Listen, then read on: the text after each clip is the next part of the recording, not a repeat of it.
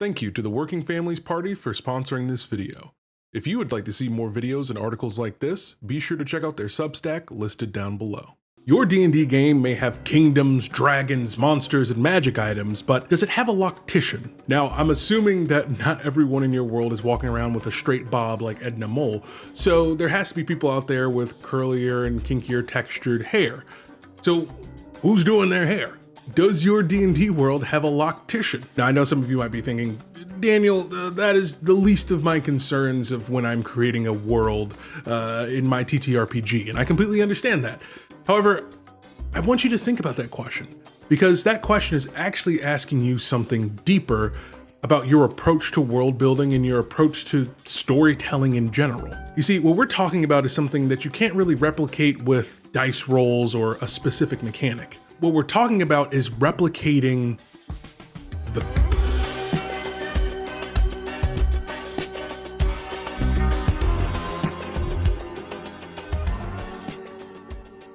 You see, I'd argue that creating the cultures of our fictional world is the most important part of world building. And that's because it's a reflection of how we interpret the real world around us and the people in it. Culture is everything. It's our food, our dances, our music, our history, our customs, it's even our hair. You see, we draw from what we know, right? Life imitates art, art imitates life. So the question is, what do we stand to gain as storytellers from exploring the vastness of human connection and the creations that come from it? You see, the answer is simple. We get better stories, and more unique ones at that. So let's apply this practically. I'm going to show you how I use my own unique cultural experience to enhance the story that was being told at the table. The example I'm going to be using is our Daggerheart campaign, Bitten. Imagine your classic fantasy setting, but throw a little zombie apocalypse on top of it. In this story, my co-star Meadow and I play as twins who grew up in a fanatical religious cult prior to the outbreak. And a key part of my character's backstory is that his head was always shaved. But the reason I chose for that to happen in my character's backstory is because hair is political. I'm not joking. Like, really think about that for a second. Hair can be a signifier of status or political leaning. It can be a way to show unification amongst a group of people or solidarity with a group of people. But in the case of my character, hair is used as a tool of assimilation. And it's also reclaimed, in a sense, as a way of self-expression. And the inspiration for that is my real life. My hair has been politicized for as long as I can remember. Not being allowed to grow certain hairstyles because it's being associated with being a thug or ghetto or unprofessional. When someone can imitate my hairstyle from another culture, and then that makes them a free thinker or a wild spirit, whatever. I'm going off script. The point that I'm trying to make is that control over one's hair is control over one's autonomy.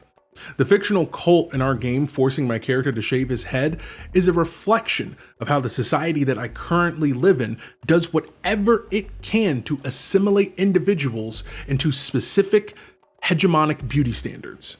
It's a form of indoctrination that encourages one to reject their own culture and heritage because it doesn't fit the vision of the one who set the standard in the first place. So that's all the setup you need for this quick clip. As a part of that preparation, I think he just wants to just give a little bit of like hope between Elora and Royla, because it's like, this was never a routine that they got to have growing up.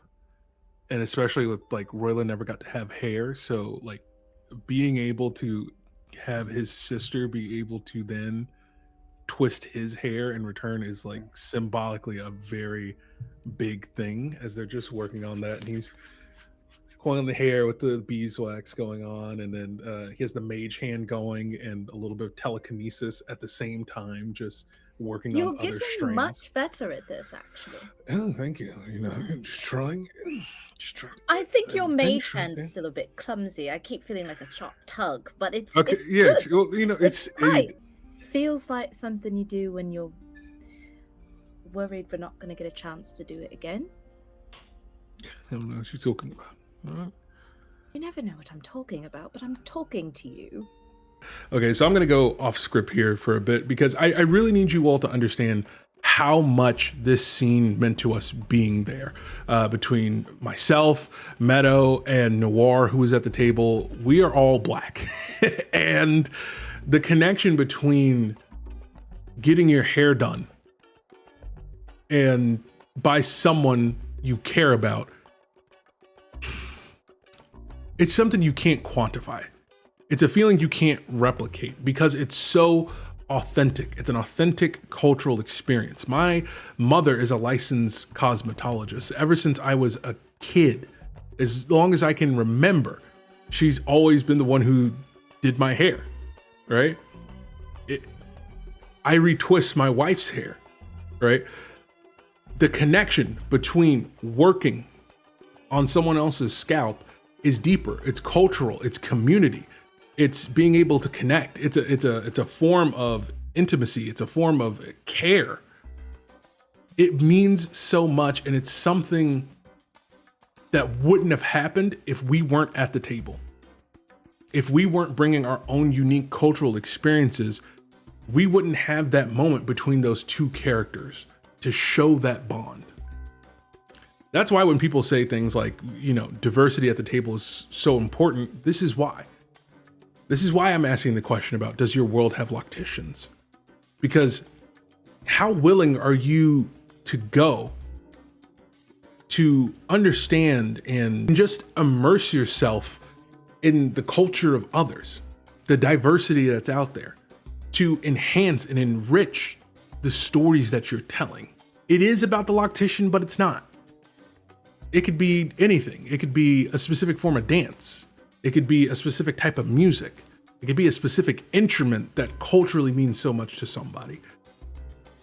Understanding these cultural nuances and implementing these in the stories that we tell, that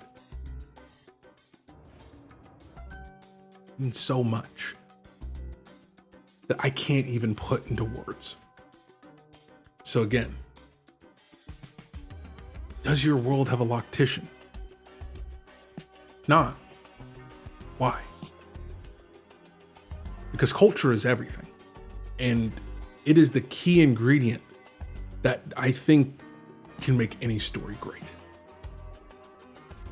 My name is Daniel K. Hargrove, and I hope you enjoyed this video, and I hope you use this as a launching pad, essentially, into having deeper discussions about how you interpret culture, how you interpret the world around you, and how you can use that to tell even more authentic and empowering stories. Be kind to yourself, be kind to others, and remember that joy in and of itself is an act of revolution. Peace.